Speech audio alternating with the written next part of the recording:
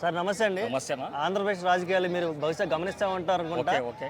నారా లోకేష్ ని deputy CM చేయాలనే వాదన వచ్చింది. దాని మీద మీ అభిప్రాయం ఏంది? అసలు ఆల్రెడీ పవన్ కళ్యాణ్ గారు ఉన్నారుగా as a deputy CM. Okay.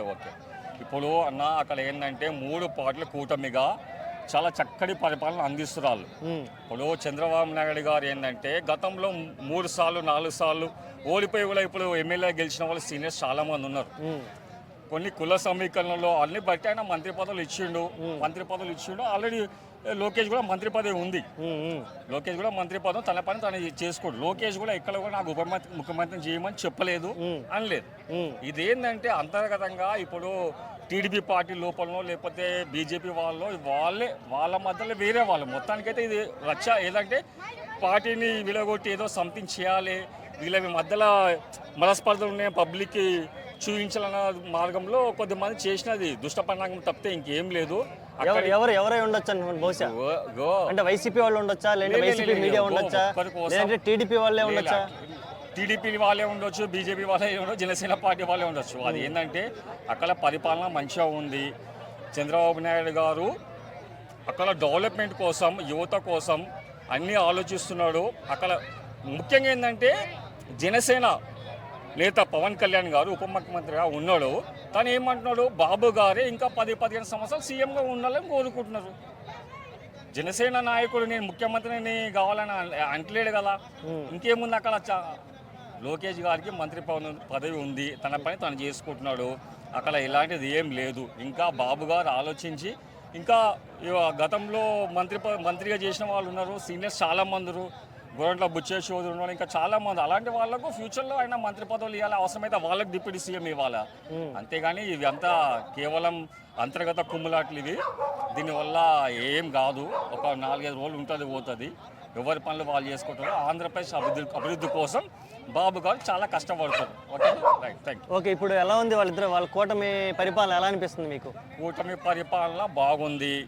ఎందుకంటే బాబు గారు ఏంటంటే ఆయన ముఖ్యంగా ఆంధ్రప్రదేశ్ అభివృద్ధి కోసం గొప్ప రాజధాని నిర్మాణం చేయాలా, యువతకు మంచి ఉపాధి కల్పించాలా, మంచి రోడ్లు, అక్కడ గ్రామీణ ప్రాంతాలు ఎక్కువ ఆంధ్రప్రదేశ్లో, చక్కటి రోడ్లు, ప్రతి కుటుంబానికి తాగునీరు, కరెంటు అన్నీ. అతను ఏంటంటే ఇప్పుడు 40 సంవత్సరాల ముఖ్యమంత్రి ఆయన ఉమ్మడి ఆంధ్రప్రదేశ్కు. ఇక్కడ ఇంతమంది యాంకర్స్ ఇక్కడ చేస్తున్నామంటే ఇది చంద్రబాబు నాయుడు చలవే. కృష్ణకాంత్ పార్క్ ఇది.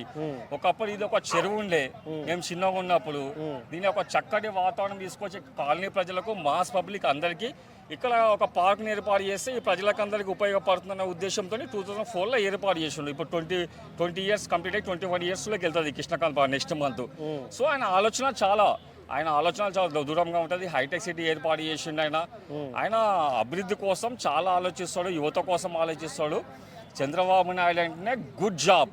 ఆయన్ని జాతీయ స్థాయిలో మెచ్చుకున్న నాయకులు చాలామంది ఉన్నారు. అటల్ బిహారీ వాజ్పేయి, అద్వానీ, రాహుల్ గాంధీ, సోనియా గాంధీ అందరూ కూడా మెచ్చుకుంటారు.